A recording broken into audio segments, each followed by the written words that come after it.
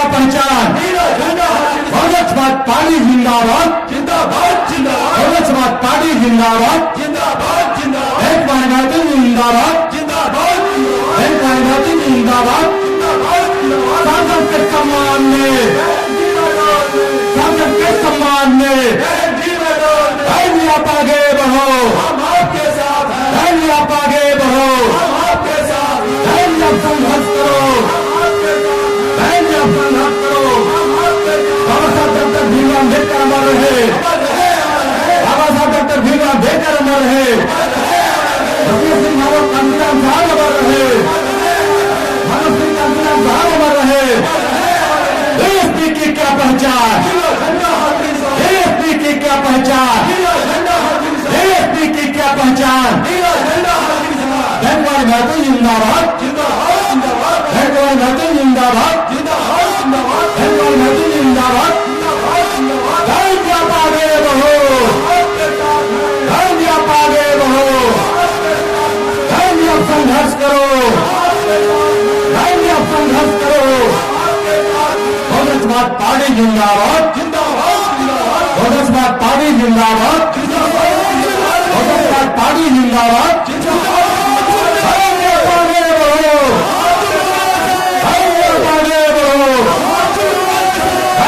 संघर्ष करो, संघर्ष करो। बहुजन समाज पार्टी जिंदाबाद, बहुजन समाज पार्टी जिंदाबाद,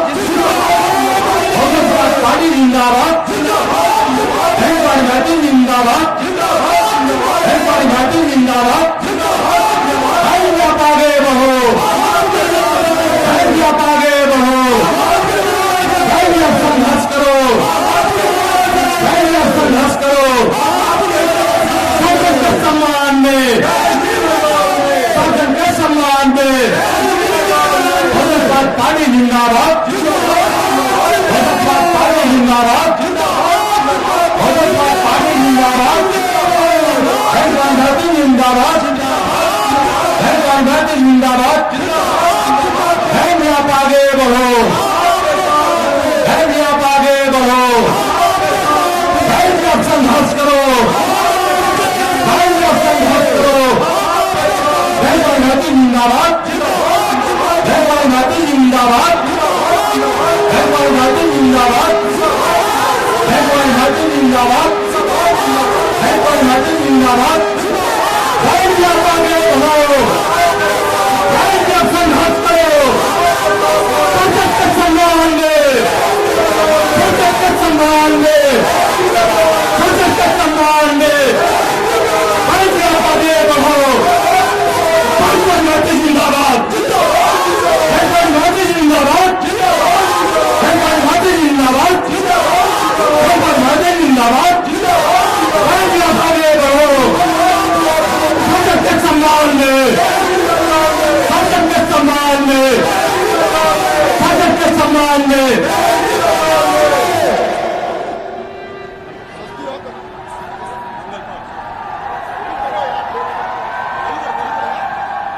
आज के चुनावी जनसभा की मुख्य अतिथि बहुजन समाज पार्टी की राष्ट्रीय अध्यक्ष, पूर्व मुख्यमंत्री एवं पूर्व सांसद आदरणीय बहन जी हमारे बीच पहुंच चुकी हैं। आदरणीय बहन जी के आगमन पर बहुजन समाज पार्टी यूनिट सर्व समाज के भाई बहन आदरणीय बहन जी का जोरदार तालियां बजाते थे हार्दिक हार्दिक स्वागत करते हैं।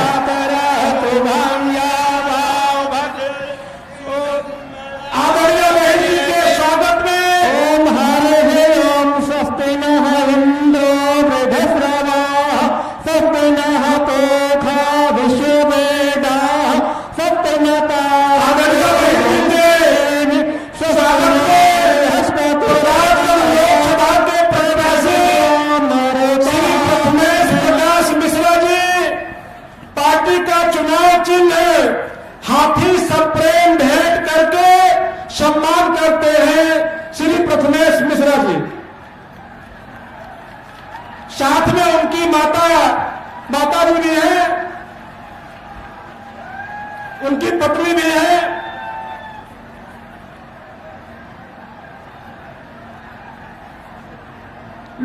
फूलपुर लोकसभा के प्रत्याशी डॉक्टर जगन्नाथ पाल जी, पार्टी का चुनाव चिन्ह हाथी से प्रेम भेंट करके सम्मान करते हैं। अब मैं बड़े अदब के साथ अनुरोध करता हूं कि आज की चुनावी जनसभा की मुख्य अतिथि बहुजन समाज पार्टी की राष्ट्रीय अध्यक्ष, उत्तर प्रदेश की पूर्व मुख्यमंत्री व पूर्व सांसद, करोड़ों करोड़ों बेसहारों की आवाज, हम सबके मान सम्मान स्वाभिमान की प्रतीक आदरणीय बहन कुमारी मायावती जी जनसभा को संबोधित करने की कृपा करें। आदरणीय बहन जी।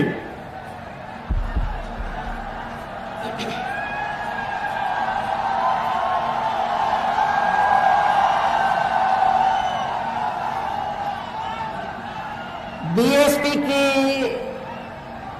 इस चुनावी जनसभा में इकट्ठा हुए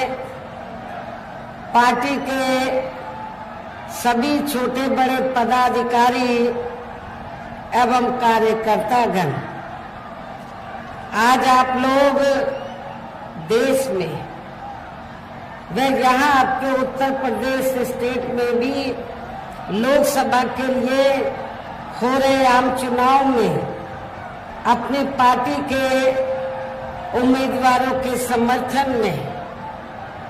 यहाँ अपनी पार्टी के उम्मीदवारों के समर्थन में मुझे सुनने के लिए यहाँ इकट्ठा हुए हैं, तो उसके लिए मैं आप सभी लोगों का हार्दिक दिल से आभार प्रकट करती हूँ। वैसे आप लोगों को ये मालूम है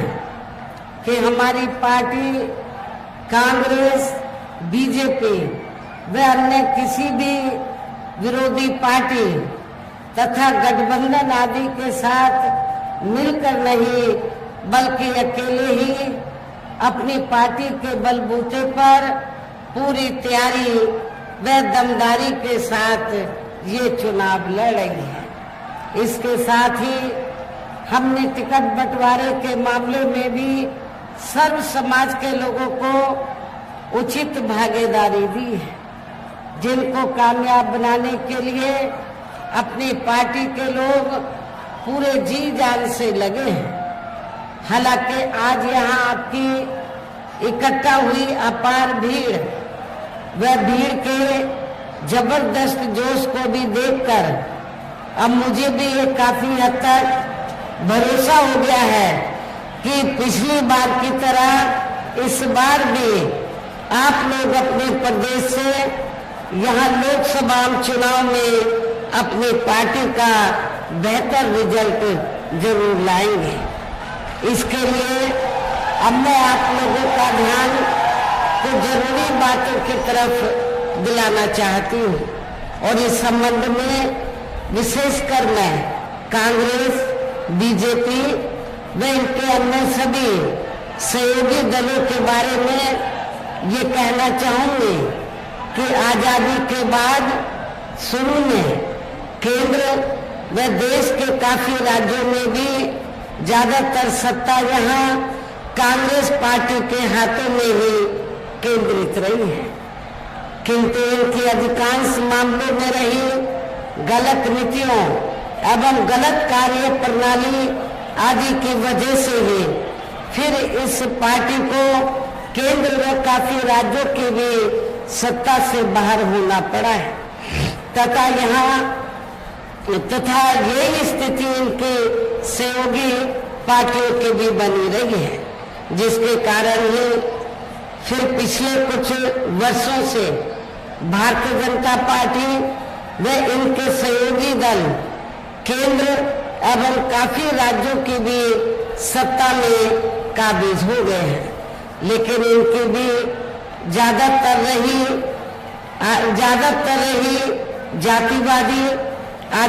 जातिवादी, पूंजीवादी, संकीर्ण, सांप्रदायिक व द्वेषपूर्ण नीतियों एवं कार्य प्रणाली आदि से तथा इनकी कथनी व करनी में भी काफी अंतर होने की वजह से अब ऐसा लगता है कि इस बार ये भारतीय जनता पार्टी भी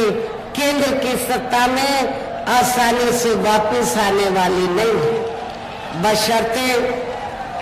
बशर्ते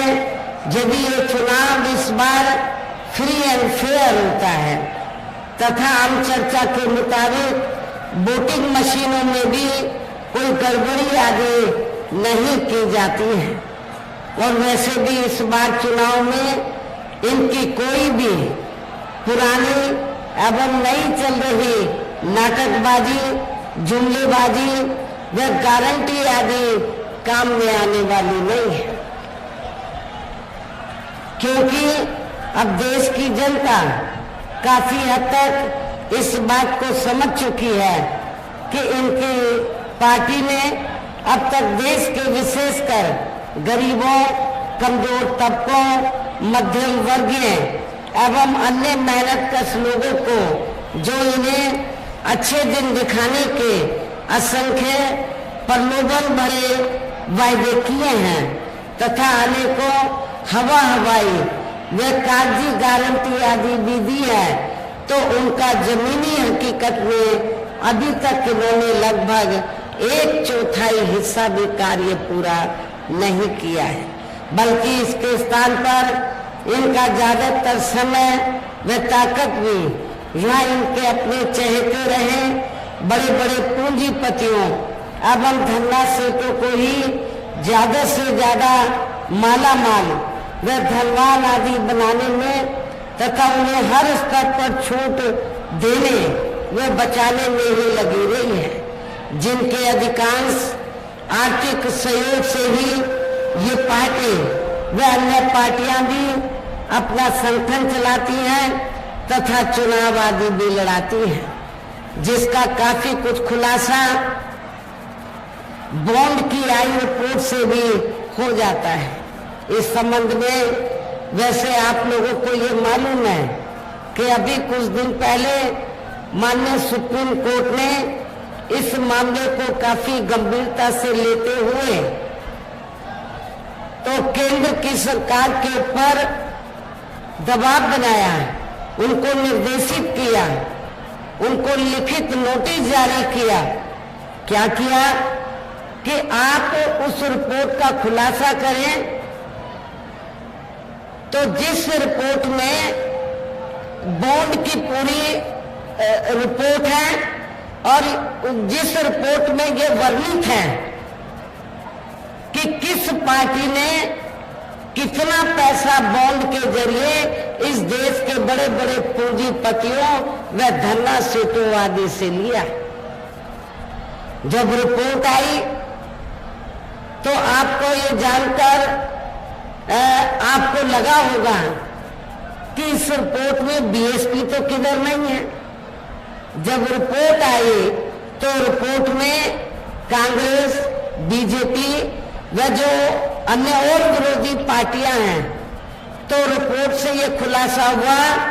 कि इन सभी विरोधी पार्टियों ने तो देश के बड़े बड़े पूंजीपतियों व धन्ना सेठों से बॉन्ड के जरिए अपनी पार्टी के संगठन को चलाने के लिए, चुनाव आदि लड़ाने के लिए करोड़ों व अरबों रुपया लिया है, करोड़ों व अरबों रुपया लिया है, और जिसको इन्होंने बहुत छिपा कर रखा था। लेकिन माननीय सुप्रीम कोर्ट ने उस रिपोर्ट का खुलासा करने के बाद तो फिर ये लोग एक्सपोज हो गए। लेकिन उस रिपोर्ट में कहीं ये वर्णित नहीं था कि बहुजन समाज पार्टी ने किसी भी पूंजीपति या धन्ना सेठ से एक भी रुपया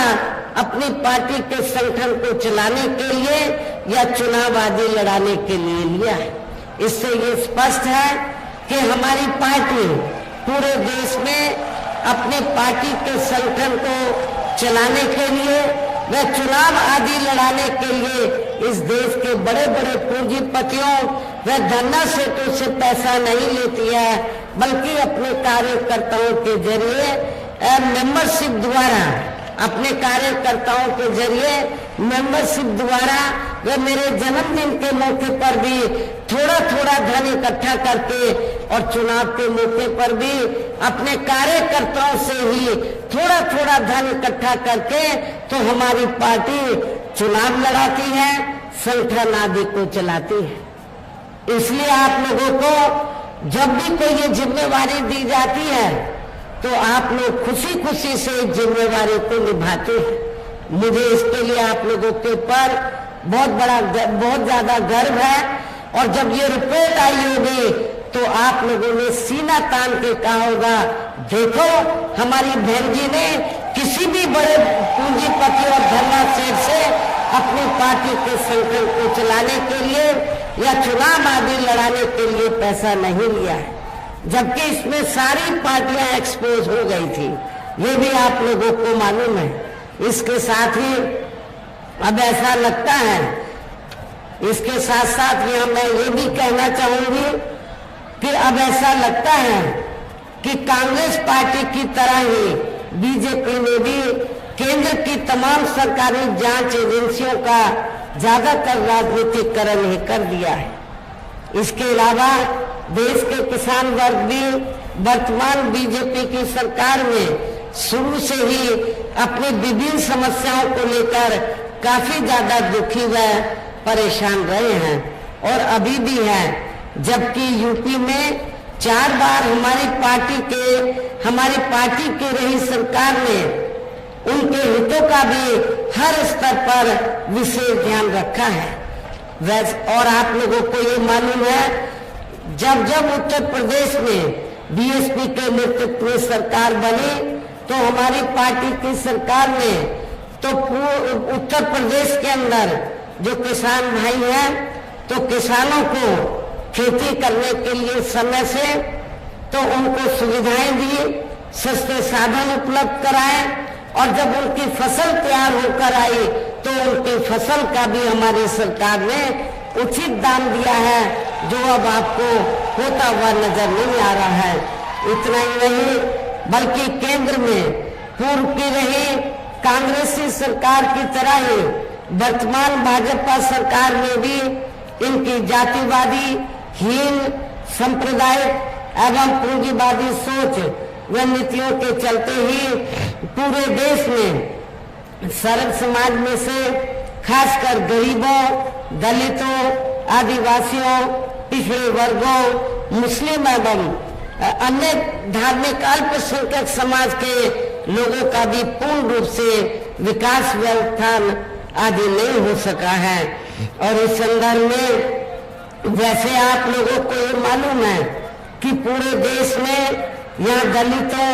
आदिवासियों एवं अन्य पिछड़े वर्गों का सरकारी नौकरियों में वर्षों से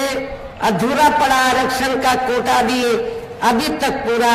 नहीं भरा गया है। विशेषकर एससी व एसटी वर्गों के सरकारी कर्मचारियों का पदोन्नति में आरक्षण भी अब काफी हद तक प्रभावहीन ही बना दिया गया है। और खासकर सपा सरकार के दौरान तो ये व्यवस्था ही बिल्कुल जड़ से खत्म कर दी गई थी। तो जिसकी जितनी भी आलोचना की जाए समाजवादी पार्टी की सरकार की उतनी ही कम है। साथ ही केंद्र व राज्यों में भी विरोधी पार्टियों की रही सरकारों में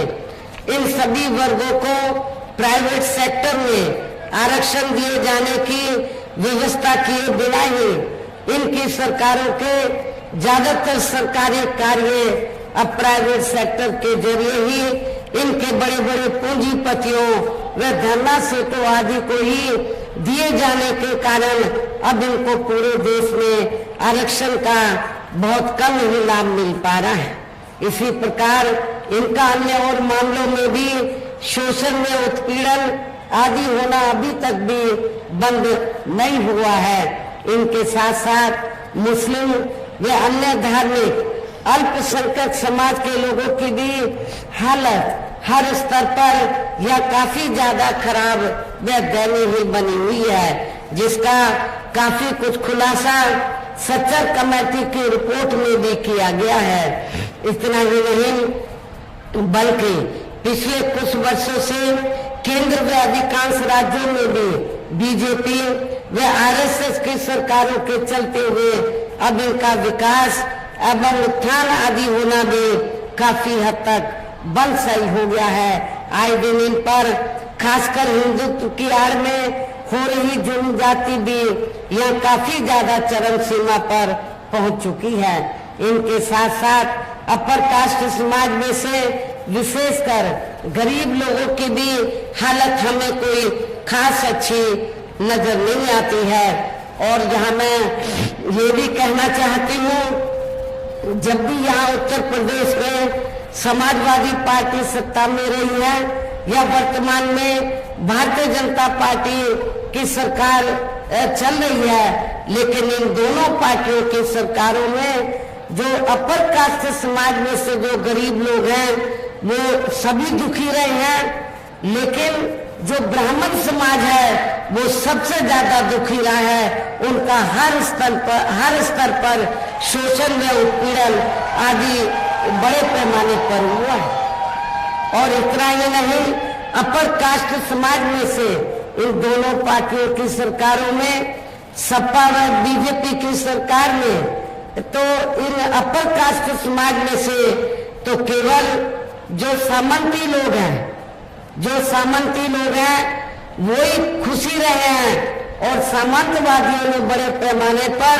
चाहे तो कमजोर तबके के लोग हैं या अपर कास्ट में से गरीब लोग हैं, उनका बड़े पैमाने पर शोषण व उत्पीड़न आदि किया है। आपके प्रतापगढ़ जिले में तो स्थिति बड़ी ज्यादा खराब है, अभी भी बहुत ज्यादा खराब है। इनके गलत कृषि नीतियों के कारण किसान वर्ग भी आए दिन आंदोलित ही रहता है। साथ ही इनके गलत आर्थिक नीतियों की वजह से देश की अर्थव्यवस्था पर भी इसका काफी बुरा प्रभाव पड़ा है, जिससे यहाँ विशेषकर छोटे एवं मध्यम वर्गीय व्यापारी वर्ग भी काफी ज्यादा दुखी व परेशान है। और अब केंद्र में पूर्व की रही सरकारों की तरह ही वर्तमान भाजपा सरकार में भी यहाँ पूरे देश में गरीबी, बेरोजगारी एवं महंगाई आदि भी लगातार काफी ज्यादा बढ़ रही है। देश में हर स्तर पर फैला भ्रष्टाचार भी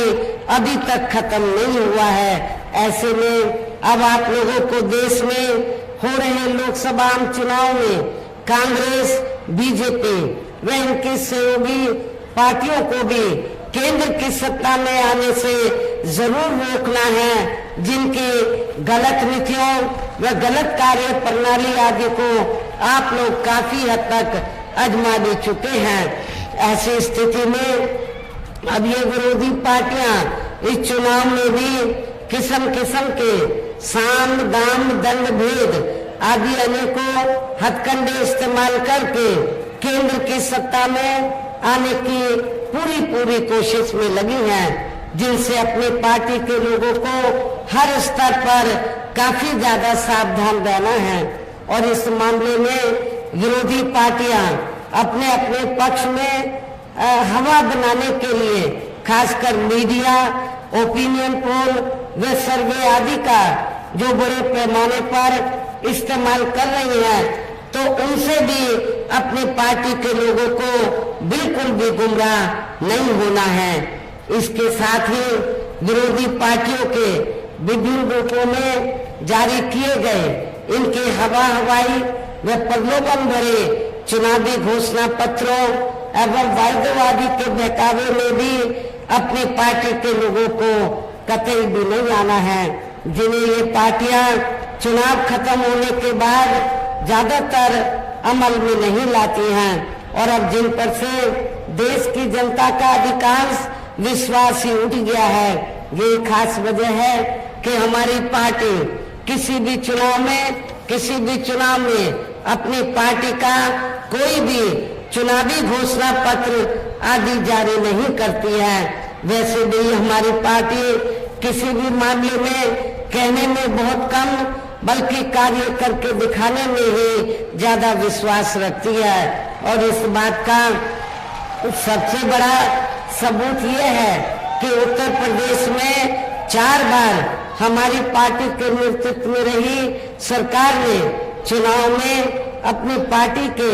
बिना कोई जारी किए गए चुनावी घोषणा पत्र के ही प्रदेश में आम जनहित में काफी कुछ ऐतिहासिक कार्य करके दिखाए हैं, जिनके अब देश में अधिकांश पार्टियों की सरकारें काफी नकल भी कर रही हैं। जबकि इस मामले में हमारी पार्टी का ये कहना है कि यदि इन पार्टियों के स्थान पर केंद्र में हमें अपनी पार्टी की सरकार बनाने का मौका मिलता है तो तब फिर हमारी पार्टी की बनी सरकार केंद्र में या अब तक रही सभी विरोधी पार्टियों की सरकारों की तरह केवल हवाई व कागजी कार्य आदि नहीं करेगी, बल्कि उत्तर प्रदेश की तरह ही जमीनी हकीकत में ठोस कार्य करके भी दिखाएगी। और इस संदर्भ में खासकर मैं ये कहना चाहूंगी, इस संदर्भ में खासकर मैं ये कहना चाहूंगी, केंद्र द्वारा देश में पिछले कुछ समय से अति गरीब परिवारों को अस्थायी तौर पर फ्री में जो थोड़ी सी खाद्य सामग्री दी जा रही है या राशन आदि दिया जा रहा है, तो उससे इनका स्थायी तौर पर भला होने वाला नहीं है। लेकिन आप लोगों को ये भी मालूम है कि जब भी चुनाव होता है, छोटा हो या बड़ा चुनाव हो, तो बीजेपी एंड कंपनी के लोग तो गांव-गांव में, शहरों की बस्तियों में जाकर जो गरीब लोग हैं तो उनको क्या कहते हैं कि बीजेपी ने आपको फ्री में राशन दिया है, आप इसके बदले में बीजेपी को वोट दीजिए। ये बिल्कुल सही नहीं है, बिल्कुल गलत है, इसमें रत्ती भर भी सच्चाई नहीं है। क्योंकि मैं गरीब लोगों को ये बताना चाहती हूँ कि जिनको भी फ्री में राशन मिल रहा है वो बीजेपी की जेब से नहीं दिया जा रहा है, आरएसएस की जेब से नहीं दिया जा रहा है, बल्कि पूरे देश के अंदर जो जनता सरकार को टैक्स देती है और टैक्स के जरिए जो पैसा आता है उस पैसे से आपको फ्री में राशन दिया जा रहा है, जिस पे आपका अधिकार है। बीजेपी या अन्य बीजेपी व आरएसएस का अधिकार नहीं है, इनकी कोई मेहरबानी नहीं है। इसलिए आप लोगों को अपना वोट तो इनके बहकावे में आकर गलत पार्टी को नहीं देना है, बल्कि बहुजन समाज पार्टी को ही अपना वोट देना है। और वैसे भी इनकी ये जटिल समस्या, जो गरीब लोगों की ये जटिल समस्या देश में हर हाथ को काम देने से ही केवल दूर हो सकती है, जिसकी तरफ हमारी पार्टी की बनी सरकार विशेष ध्यान देगी। साथ ही देश में पिछले काफी वर्षों से आए दिन बढ़ रही गरीबी, बेरोजगारी व महंगाई आदि से भी जनता बहुत ज्यादा दुखी व परेशान है, जिसे भी आर्थिक नीतियों में तब्दीली करके जरूर दूर किया जाएगा। धर्म की भी आड़ में पिछले कुछ वर्षों से खासकर मुस्लिम समाज के लोगों का देश की भावना से जो इनका काफी ज्यादा शोषण व उत्पीड़न आदि किया जा रहा है, तो उसे भी जरूर रोका जाएगा। और ये सब हमने अपने यूपी की रही सरकार में काफी कुछ करके भी दिखाया है। इसके अलावा हमने यूपी में सर्व समाज में से गरीब एवं बेरोजगार लोगों को बेरोजगारी भत्ता आदि न देकर उन्हें बड़ी तादाद में रोटी रोजी के साधन भी उपलब्ध कराए हैं, जो अब ये कार्य भी अधिकांश ठंडे ही पड़े हैं, जिनको फिर केंद्र में सत्ता बीएसपी की सत्ता आने पर या सरकार बनने पर प्राथमिकता दी जाएगी। कहने का तात्पर्य ये है, देश में इस समय हो रहे लोकसभा चुनाव में विरोधी पार्टियों के जारी किए गए उनके हवाई व प्रलोभन भरे चुनावी घोषणा पत्रों आदि के बहकावे में अब यहाँ खासकर देश के अति गरीबों, मजदूरों बेरोजगारों एवं अन्य मेहनतकश लोगों को बिल्कुल भी नहीं आना है और अब इन्हें ऐसी सभी विरोधी पार्टियों को हर हालत में केंद्र की सत्ता में आने से जरूर रोकना है, जिनकी कथनी व करनी में काफी अंतर रहा है तथा जिन्हें ये लोग बरसों से आजमा भी चुके हैं। ऐसे में अब मेरा यही कहना है कि आप लोगों को अपने खुद के व अपने प्रदेश क्षेत्र एवं देश के भी हित में अपने वोटों को यहाँ कांग्रेस, बीजेपी व अन्य विरोधी पार्टियों को न देकर केवल अपनी एकमात्र हितैषी पार्टी बहुजन समाज पार्टी को ही देना है, जो ये पार्टी उत्तर प्रदेश की तरह ही केंद्र में भी अपनी पार्टी की सरकार बनने पर फिर पूरे देश में यह अपनी पार्टी के सर्वजन हिताय व सर्वजन सुखाय की नीतियों पर आधारित सरकार चलाएगी। इसके साथ साथ केंद्र से जुड़ी आपके क्षेत्र के जो भी यहाँ स्थानीय समस्याएं होंगी तो उन्हें भी फिर दूर करने का हर संभव पूरा प्रयास किया जाएगा। साथ ही यहाँ गरीबों, मजदूरों, बेरोजगारों, कर्मचारियों, किसानों, छोटे व्यापारियों एवं अन्य मेहनतकश लोगों के हितों का भी विशेष ध्यान रखा जाएगा। सर्व समाज में से खासकर दलितों, आदिवासियों, पिछड़े वर्गों, मुस्लिम व अन्य धार्मिक अल्पसंख्यक समाज के लोगों के विकास एवं उत्थान के साथ साथ हर स्तर पर इनकी सुरक्षा आदि के लिए भी जरूरी कदम उठाए जाएंगे और तभी फिर यहाँ वास्तव में अपने देश के महान संतों, गुरुओं व महापुरुषों में भी विशेषकर महात्मा ज्योतिराव फुले, श्री छत्रपति शाहू जी महाराज, श्री नारायण गुरु, बाबा साहब डॉक्टर भीमराव अम्बेडकर एवं मान्यवर श्री कांशीराम जी आदि का अधूरा रहा सपना जरूर साकार हो सकता है, जिनको यूपी में हमारी पार्टी की नई सरकार द्वारा हर स्तर पर पूरा आदर सम्मान दिया गया है। इन्हीं खास बातों के साथ ही अब मेरा देश व आपके स्टेट के भी हित में, क्षेत्र के भी हित में यही कहना है कि हमारी पार्टी ने यहाँ जिनको भी चुनाव के मैदान में उतारा है, जो आपके सामने मंच पर भी मौजूद है, तो उन्हें आपको जरूर कामयाब बनाना है, जिसके लिए यहाँ पार्टी के सभी स्तर के छोटे बड़े पदाधिकारी एवं कार्यकर्तागण आदि पूरे जी जान से लगे हैं। और अब अंत में मेरा यही कहना है कि आप लोगों को वोट पड़ने वाले दिन यहाँ बीएसपी के अपने सभी लोकसभा उम्मीदवारों को अर्थात प्रतापगढ़ सदर लोकसभा की सीट से हमने श्री प्रथमेश मिश्रा को चुनाव के मैदान में उतारा है। आपके ये साथी योग्य हैं और सुप्रीम कोर्ट में प्रैक्टिस भी करते हैं, वकालत करते हैं और मैं आपको विश्वास दिलाना चाहती हूँ ये मेंबर पार्लियामेंट बनने के बाद आपके हितों का पूरा ध्यान रखेंगे। आपके पर जुल्म जाति भी होगी तो उस मामले में भी आपको न्याय दिलाने में ये पीछे नहीं रहेंगे, आपके लिए सही पैरवी करेंगे, सही वकालत भी करेंगे। तो ऐसे अपने साथी को आप लोगों को जरूर कामयाब बनाना है। इसके बगल में ही फूलपुर लोकसभा की सीट है। फूलपुर लोकसभा की सीट से हमने पिछले वर्ष से पाल समाज से हमारी पार्टी के वर्षों से ये पार्टी में लगे हैं। पार्टी के जनाधार को आगे बढ़ाने में श्री जगन्नाथ पाल को हमने चुनाव के मैदान में उतारा है,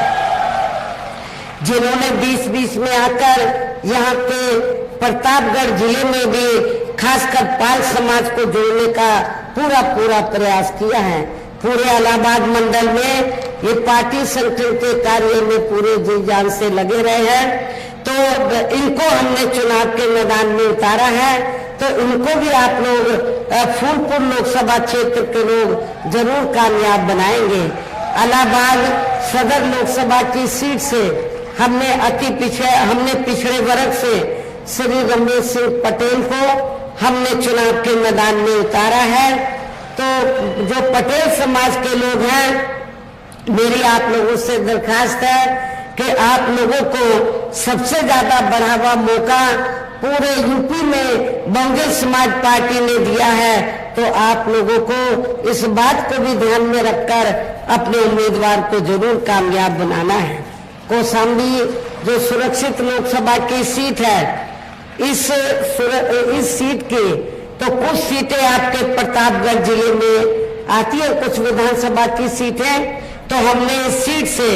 आपके पढ़े लिखे साथी और अधिकारी भी रहे हैं,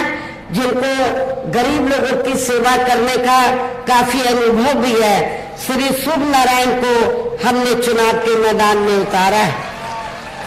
मेरी आप लोगों से पुरजोर अपील है कि बहुजन समाज पार्टी के ये जो चारों प्रत्याशी जो आपके सामने मंच पर खड़े हैं, तो बहुजन समाज पार्टी का जो चुनाव चिन्ह हाथी है,